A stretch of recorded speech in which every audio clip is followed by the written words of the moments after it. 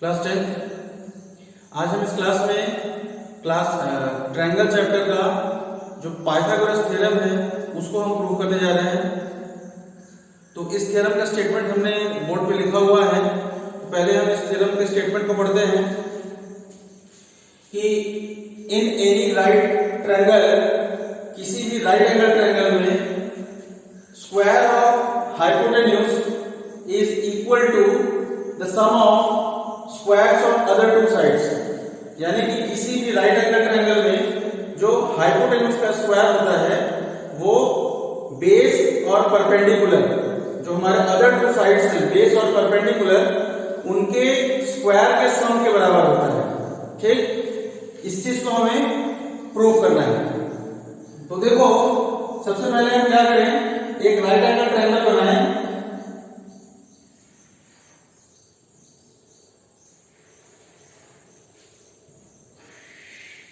Suppose ये हमारा एक राइट एंगल ट्रायंगल है ए बी सी। यहां पे जो हमारा एंगल बी है वो 90 डिग्री का है। तो A B C right angle triangle हुआ।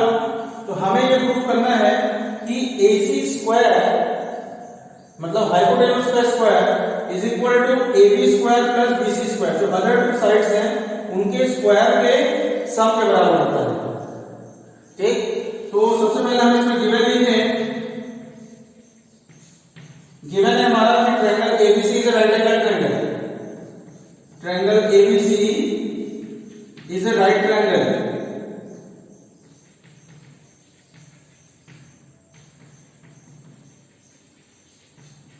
और हमें प्रूफ क्या करना है? टू प्रूव एसी स्क्वायर यानी कि हाइपोटेन्यूज का square is equal to perpendicular यानी कि AB का स्क्वायर प्लस बेस का स्क्वायर यानी कि BC स्क्वायर। ये हमें प्रूव करना है। तो अब देखो प्रूफ में क्या करते हैं। सबसे पहले हमें इसमें एक कंस्ट्रक्शन करने की जरूरत है। और वो कंस्ट्रक्शन क्या होगा कि ये जो राइट एंगल वाला वर्टेक्स है B, इससे हम इस हाइपोटेन्यूज पे एक परपेंडिकुलर ड्रॉ करते हैं। एक परपेंडिकुलर हमने ड्रॉ किया। सपोज ये डी है, बी डी जो है वो हमारा परपेंडिकुलर है ऑन हाइपोटेन्यूज एसी।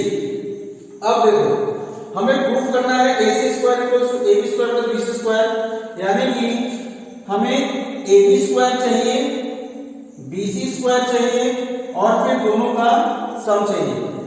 तो हम इसमें AB स्क्वायर निकालेंगे, BC स्क्वायर निकालेंगे और फिर दोनों को प्लस करेंगे तो हमारा AC स्क्वायर आना चाहिए। तो देखो सबसे पहले अगर हम AB स्क्वायर निकालने की बात करें तो AB स्क्वायर का मतलब क्या हुआ? AB into AB। ठीक है, तो अब हमें इसमें देखो हमें इस तरह से दो राइट एंगल ट्रायंगल को चूज करना है जिसमें हमारा दो बार AB आए, क्योंकि हमें AB इंटू AB चाहिए, मतलब दो बार AB चाहिए। तो हमें ऐसा दो ट्रायंगल लेना है, चूज करना है कि उनमें दो बार AB आए। जैसे एक ट्रायंगल हम लेंगे बड़ा वाला ABC और दूसरा वाला हम ट्रायंगल लेंगे ADB। एक ट्रायंगल लेंगे ABC, ये वाला राइट एंगल ट्रायंगल, और दूसरा ट्रायंगल लेंगे हम ADB। अब क्यों हम ये दोनों ट्रायंगल्स ले रहे हैं? क्योंकि दोनों ही ट्रायंगल में हमारा AB प्रेजेंट है। ABC में भी AB है और ADB में भी AB है। हमें AB स्क्वायर सबसे पहले निकालना था, तो AB स्क्वायर मतलब AB इंटू AB, दो AB चाहिए। दो AB के लिए हम दो ट्रायंगल इस तरीके से चूज करेंगे कि उसमें हमें दोनों ट्रायंगल्स में AB साइड होना चाहिए। तो हमें साथ साथ दिख रहा है कि ट्रायंगल ADB और ट्रायंगल ABC यही दोनों ऐसे ट्रायंगल्स हैं जिनमें दो AB साइड हमारा है। अब देखो सबसे पहले हम इसमें कंस्ट्रक्शन लिखेंगे। Construction draw BD perpendicular to AC। हमने BD एक परपेंडिकुलर ड्रॉ किया इसके AC के। अब इसके बाद हम प्रूफ पे आते हैं। प्रूफ अब देखो दो ट्रायंगल्स हमने बताया, उन दोनों ट्रायंगल्स को लेते हैं। तो in triangle ADB and triangle ABC. अब देखो ये जो ट्रायंगल लिखा गया है इसमें जो नेमिंग दी हुई है ये करस्पॉन्डिंग के हिसाब से दी हुई है। एंगल ए का करस्पॉन्डिंग एंगल ए जो है वो एडीबी में भी है और एबीसी में भी है। एंगल ए तो हमारा कॉमन है, तो ए का करस्पॉन्डिंग एंगल ए ही है। इसी तरह ये एंगल डी है वो हमारा 90 डिग्री है एडीबी में, तो अब इसी का करस्पॉन्डिंग एबीसी में एंगल बी हमने लिया है क्योंकि एंगल बी हमारा 90 डिग्री का है। ठीक, इसके अलावा बच गया इसका एक एंगल बी और इस ट्रायंगल का एक एंगल सी, तो ये दोनों आपस में करस्पॉन्डिंग हो जाएंगे। सिमिलरली अगर हम देखें कि ये जो एडी है, एडी साइड की अगर बात करें तो वो एबी का करस्पॉन्डिंग होगा। फिर डीबी जो साइड है वो बीसी के करस्पॉन्डिंग होगा, और ये जो एबी साइड है वो हमारा एसी के करस्पॉन्डिंग होगा। ठीक है, इस हिसाब से चलेगा इसमें। तो देखो भाई इन दोनों ट्रायंगल में दो एंगल इक्वल हैं। अब वो दो एंगल कौन कौन से हैं? एक एंगल तो ये एंगल ए है जो कि कॉमन है, और दूसरा एंगल है ये 90 डिग्री वाला, यानी कि एंगल डी और एबीसी का एंगल बी। ये दोनों एंगल हमारे इक्वल है, एक कॉमन होने की वजह से और एक 90 डिग्री की वजह से। तो दो एंगल अगर इक्वल है तो बाय एंगल सिमिलरिटी क्राइटेरिया हम कह सकते हैं कि दोनों ट्रायंगल्स सिमिलर हैं। ठीक है, तो पहले इतना लिख लें कि इन ट्रायंगल एडीबी या ट्रायंगल एबीसी ये जो एंगल है angle DAB, angle DAB equal है एंगल बीएसी के। डीएबी जो है वो हमारा एंगल बीएसी के इक्वल है, और रीजन क्या है इसका? कॉमन। इसके अलावा angle A D B is equal to angle A B C है, और इसका रीजन क्या है? ये 90 डिग्री। क्लियर? अब इसके बाद बाय एंगल सिमिलैरिटी रूल हम कह सकते हैं कि triangle A D B is similar to triangle A B C. ठीक है, अब जैसे ये दोनों सिमिलर होंगे तो करस्पॉन्डिंग साइड्स का रेशियो भी इक्वल हो गई, और करस्पॉन्डिंग साइड्स में कौन सा वाला साइड है हमें चाहिए क्या था? AB square. मतलब हम किस तरीके से ले कि हम AB वाले करस्पॉन्डिंग साइड्स को हमें चाहिए। तो AB मतलब यहां पे पहला और तीसरा, तो अगर हम AB अपॉन यहां पे सेकंड ट्रायंगल का हम कौन सा साइड लेंगे भाई? यहां पे भी फर्स्ट और थर्ड, यानी कि AC इज इक्वल टू, अब देखो हमें AB स्क्वायर चाहिए, तो AB स्क्वायर कब आएगा भाई? जब यहां पे AB आ जाए, तभी तो हम क्रॉस मल्टीप्लाई करेंगे तो AB इंटू AB आएगा। तो अगर हमने यहां पे AB लिखा तो देखो फर्स्ट ऊपर में हम किस ट्रायंगल का लिख रहे हैं? ADB का लिख रहे हैं, और नीचे हम किस ट्रायंगल का लिख रहे हैं? सेकंड वाले ट्रायंगल का लिख रहे हैं। सिमिलरली जब AB स्क्वायर हमें चाहिए था, इसके लिए हमने पहले यहां पे AB को फिक्स कर दिया, तो ये जो AB होगा वो किस ट्रायंगल का होगा? पहले का या सेकंड का? सेकंड का होगा ये।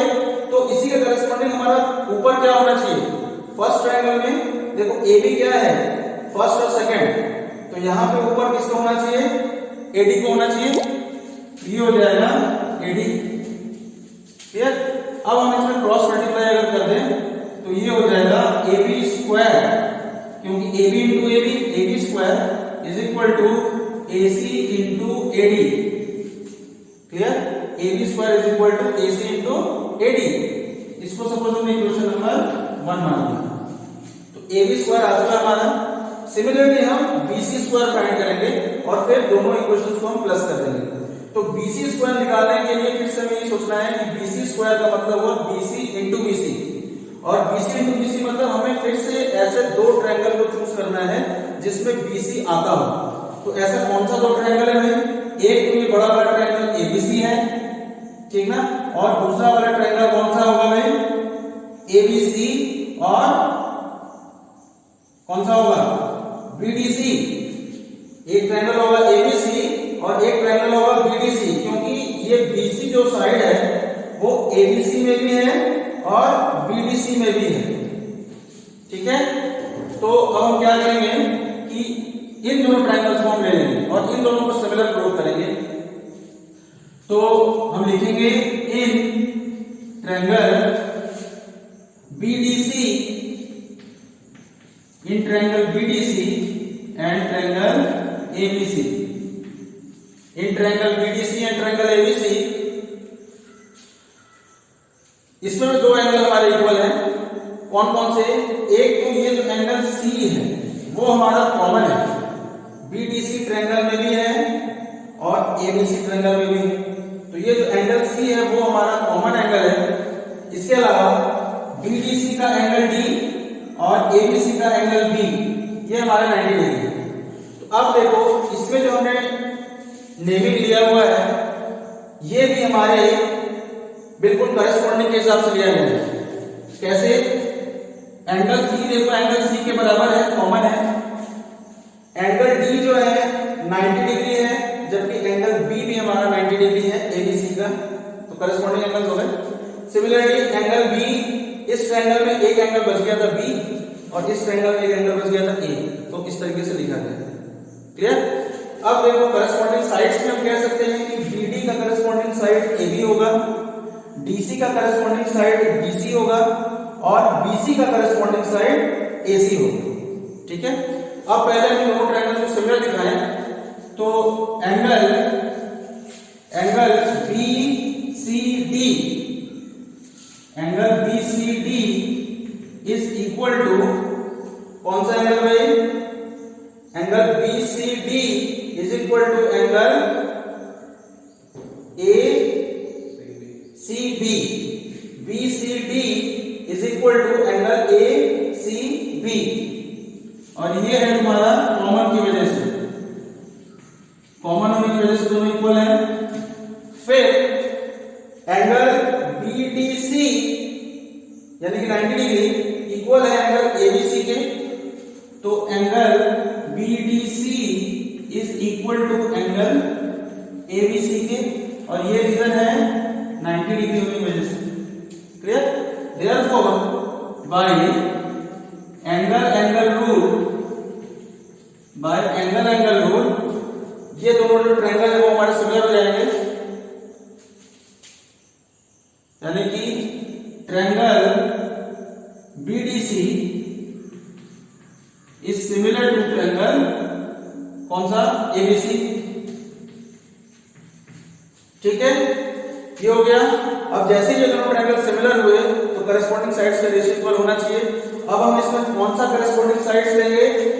हमें BC स्क्वायर चाहिए था, तो हम इस तरीके से करेस्पॉन्डिंग साइड चूज करेंगे कि उसमें BC वाले को लेना है। तो देखो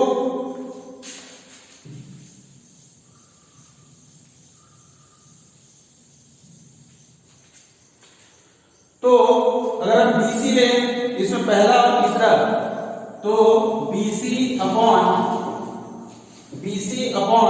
क्या हो जाएगा इसमें पहला और तीसरा, यानी कि AC।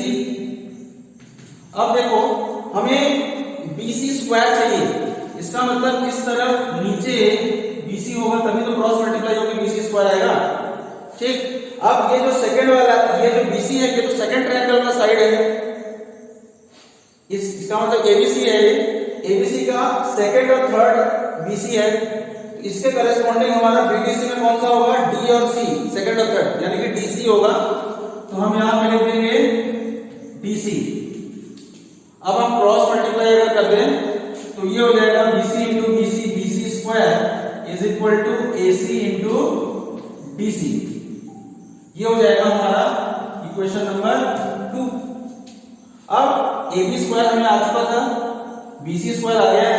अब इन दोनों इक्वेशंस को हम प्लस कर देंगे, ऐड कर देंगे। तो हम लिखें एडिंग इक्वेशन 1 एंड 2, हमें क्या मिलेगा? AB square plus BC square is equal to AC into AD plus AC into DC। LHS का LHS में प्लस हो जाएगा और RHS का RHS में प्लस हो जाएगा।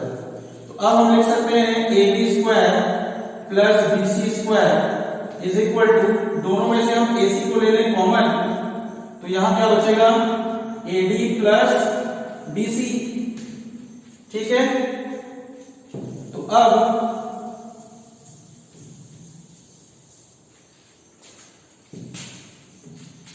तो देखो भाई AB square plus BC square is equal to AC। अब ये जो AD प्लस BC है, AD प्लस BC, ये दोनों का सम जो है वो AC के बराबर है, तो इसको हम लिख सकते हैं AD प्लस BC की जगह फिर से AC। ठीक है, तो ये हो जाएगा AB square plus BC square is equal to AC into AC, यानी कि AC स्क्वायर। ठीक है, बात समझ में आ गया भाई? एक बार देख लो।